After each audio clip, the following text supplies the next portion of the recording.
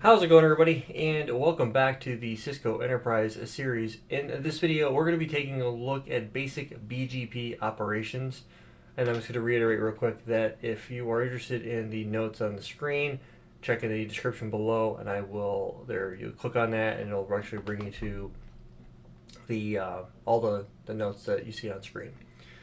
So the first thing we want to talk about is going to be the BGP autonomous system number. So essentially what that means is a set of routers under a single technical administration using an IGP and common metrics to determine how to route packets within the AS, and using an inter-AS routing protocol to determine how to route packets to another AS or other ASs depending on the situation. Now that's coming from RFC 4271, and you get your BGP public autonomous system numbers through IANA, the Internet Assigned Numbers Authority. So that is going to be something you're going to want to pay attention to, especially if you are looking to actually run BGP in your organization. And that's always the question: when to run BGP yourself versus just having an internet circuit delivered to your locations and have the provider do the heavy lifting for you. That is always going to be a question that is going to come up, and it really depends on, can the company afford it, can they provide justification, things like that. Now, I have worked with probably half a dozen customers up to this point that they were gung-ho and they wanted to have their own BGP footprint, where they had their own public address space, they had their own BGP autonomous system number that was public. So there are customers out there that can do it, and you don't have to be massive, right? I've dealt with hospitals that do it themselves. I've dealt with manufacturing facilities. I've dealt with, trying to think here, what else? Manufacturing, healthcare, one finance customer that I did it with. So you can do it if you'd like to. It just, it's just you have to jump through the hoops in order to do that. So these are just some things that you're going to need to know about when you start getting into the weeds of it. Now, specifically, when it comes down to this type of stuff, is you have what the values are. So this is one of the things that I definitely want you guys to be paying attention to and be cognizant of, where you originally had a 2-byte field. So the values were technically 1 through 65535. And the public range autonomous systems are 1 through 64,511. And the private range is 64512 through 65535. So a very common number, ironically, that you'll see customers use is 65,000, 65,001, 2, 3, 4, what have you, stuff like that. Now that's great and all, and it works out just fine. However, and I talked about this before in IGP videos, where I'm seeing a lot more customers adopt BGP internally in favor of an IGP. And so I worked on a project not too long ago where the hierarchy for BGP, we actually used the 4-byte field for the 4-byte autonomous system number range. And there was a hierarchy built based off of how big the environment was. Now, what ended up happening at a high level was every location ended up in a group of devices got their own BGP ASN. So literally we were doing a ton of eBGP peerings. No iBGP, but just strictly eBGP or external BGP. And it gives you a lot of really good eBGP gives you some functionality and capability that iBGP does not. So we'll talk more about that in detail later and how that comes into play. But you can very, very easily scale out an entire environment with 4-byte ASNs, and that can help you grow out your environment. And if you're new to BGP and you don't really understand what I'm talking about, that's okay. I'm going to be going through some examples of what I mean by that in an upcoming set of videos.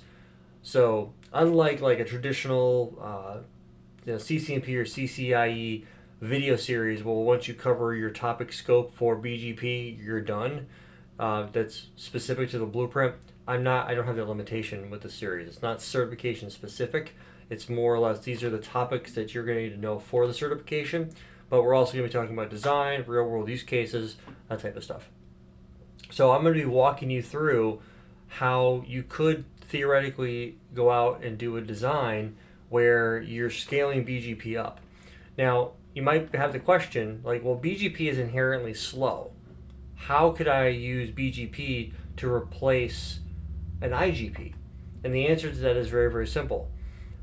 Newer routers support bidirectional forwarding detection, or BFD. So if BFD is turned on the device and you're running an instance of BFD, that instance of BFD can be used by every IGP and BGP in order to do its job. So you can have very, very, very fast hellos and failover if you disable things like graceful restart and you want to deal with reconvergence. And we'll talk about those things when it comes to high availability and stuff like that in a later set of videos. But that's ultimately what I wanted you guys to understand is in situations like that, you could use BGP and replace your IGP with BGP. It is doable nowadays with the advent of BFD and super fast timers and faster convergence. So just be aware of stuff like that. So in RFC 4893, BGP support for the 4-octet autonomous system number space came out, and this has been in since 12.4 code, which is really, really old now. Now, the 4-byte autonomous system number range is there's an AS dot notation. Is what you're seeing here. You'd have 65535.65535 is the range, where your 2-byte would originally be on the right side of that. Now, the interesting thing about this is, and I don't want to get too much into the weeds on 4-byte ASNs, because we still have a lot of stuff to cover with just 2-byte, which is where we're going to start. The big thing that we're going to be going through is the AS dot notation command is what is going to allow for the dotted notation to come out. So if you were going to design a BGP hierarchy for your environment, let's assume you've got a very, very large environment and you want to implement BGP everywhere. Great, you can do so. How you would go about doing that is leveraging a 4-byte ASN hierarchy, and then you would start to block out your individual sites with the AS dot notation. Now, if you don't have AS dot turned on, or you have really old code running on a particular device that doesn't support that, or you don't have 4-byte capability enabled, like if you're dealing with Palo Alto firewalls and you haven't switched to 4-byte capability, you're going to see different autonomous system numbers show up, 2, 3, 4, 5, 6 specifically. So we're going to talk about stuff like that, and you're going to be like, well, why do I see this? That doesn't make any sense. So that's going to be one of those caveats that you really have to just have tested it to see what it looks like. You also have the capabilities exchange, and here's what I'm talking about right here. Is the old BGP speakers are sent AS dot numbers encoded as ASN 2, 3, 4, 5, 6. The real AS path encoded with optional transitive attributes, AS for aggregator and AS for path. So we will be definitely taking a look at that as we go along. I'm actually not exactly 100% sure how I'm going to do all the BGP yet. Some of it will come, I'll be like, oh, that's a great idea, I should do this here. Or you guys are going to have a question on a particular thing, and I will have to spin up a video to discuss it, or what have you, stuff like that. Now that we've talked a little bit about 4-byte ASNs, let's talk a little bit about the peering process and what exactly is a peer. So establishing BGP peerings. Like IGP, the first step in BGP is to find neighbors to exchange information with. Unlike IGP, BGP does not have its own transport. BGP has different neighbor types. BGP neighbors are not discovered by default, and BGP neighbors do not have to be directly connected. So what ends up happening is BGP uses TCP port 179 for transport. Implies that BGP needs IGP first. BGP neighbor statement tells process to do a couple different things. A, open up a local TCP port to listen for traffic to TCP port 179. Initiate a session to remote address via TCP port 179. And this is going to be important. I could totally see Cisco asking you, especially in the lower level exams, CCNP, CCP Encore, stuff like that. What well-known port number does BGP leverage? TCP 179. Definitely be aware of that. If there is a collision, the higher router ID becomes a TCP client. So what do I mean by collision? Well, you got two different BGP speakers and you've got them, sending traffic to each other. And you want, one side has to be the client, one side has to be the server, because at the end of the day, it is a TCP three-way handshake between the routers doing this BGP peering. So one side is always going to be the server, the other side is going to be the client. In this particular case, the higher router ID becomes the TCP client.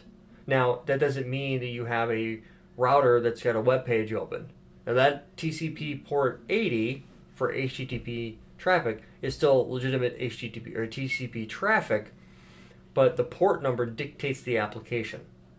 So 80 is HTTP, 222 is SSH, 23 is Telnet, 179 happens to be BGP. So that's where that correlation comes into play. When it comes to transport, the TCP server must agree on where the client session is coming from. If the server does not expect a session, it will refuse it. So on older iOS switches or iOS routers, you used to be able to run the show control plane host open ports command, and you would see what local traffic is allowed. Now on newer iOS XE, you're not able to do this. Client's packet is sourced from outgoing interface in the routing table, and this can be modified with the update source per neighbor command. What this means is you've got two different types of peering that you can do. You have, for eBGP, there's going to be what they call the directly connected check, this DCC. And essentially what that's going to do is BGP is going to check to see whether or not the peering that I'm going to set up, if the IP address that's used in the remote-as command in order to set up the peering, if that IP address that's being used is in the same subnet as the device, as my local interface that's trying to peer on that interface with. That's going to be the first thing. With iBGP, and you can do it with eBGP as well, with iBGP, you are typically going to do what they call an update source command modification, which means instead of trying to peer directly off the local interface that's connecting the two devices together like this, you're going to do loopback to loopback. If you decide to do that, that implies that loopback to loopback routing is in place, whether through static routing or through dynamic routing, like an IGP. But we'll talk about that at a later point in time. We'll be taking a lot of update source. We'll be definitely utilizing that quite a bit in upcoming videos. But for right now, not a terribly involved process. BGP states are important too. So in idle, the initial state the BGP routing process enters when the routing process is enabled or when the device is reset. The device waits for a start event.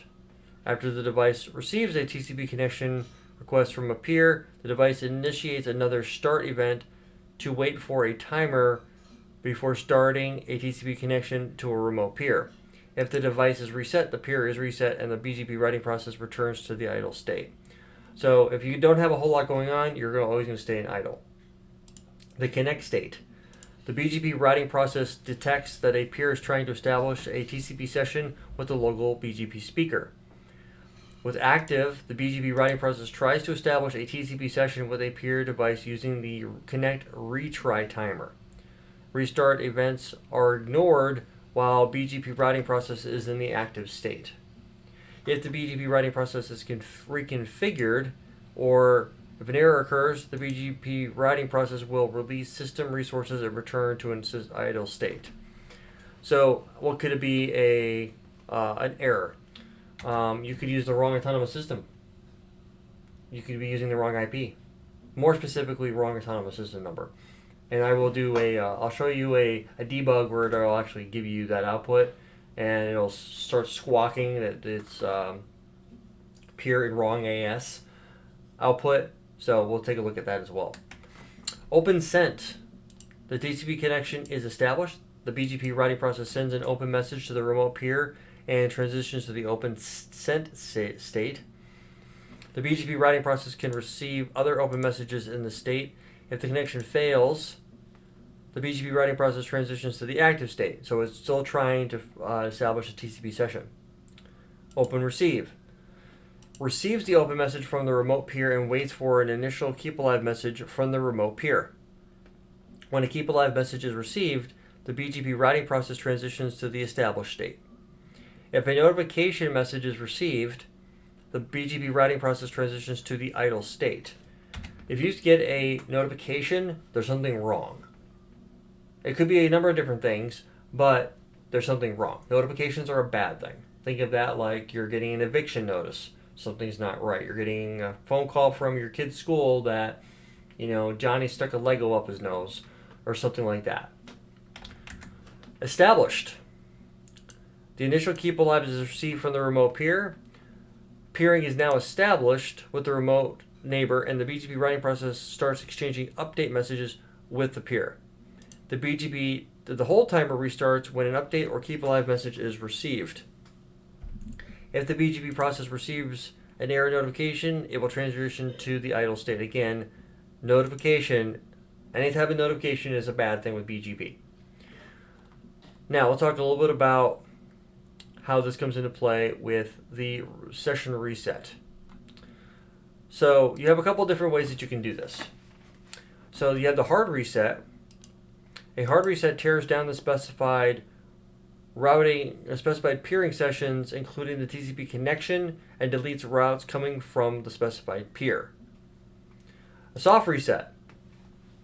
A soft reset uses stored prefix information to reconfigure and activate BGP routing tables without tearing down existing sessions. And then last but certainly not least, dynamic inbound soft reset. The route refresh capability, as defined in RFC 2918, allows the local device to reset inbound routing tables dynamically by changing route refresh requests to supporting the peers. The route refresh capability does not store update information locally for non-disruptive policy changes. It instead relies on dynamic changes with supporting peers. Route refresh must be first be advertised through BGP capability negotiation between the peers. There is a capability exchange that happens between your BGP peers, and if one side is route refresh capable and the other side is not, you will have this problem. All BGP devices must support the route refresh capability. So the hard reset, think of that like literally tearing down the session and having to bring it back up. The soft reset keeps the session up, but asks for a refresh of the routing information. And I'm gonna do this quite a bit. I'm gonna show you what it looks like to do both. But just remember the hard reset. If you do a clear IP BGP star, that command, you're going to be resetting all the BGP peerings.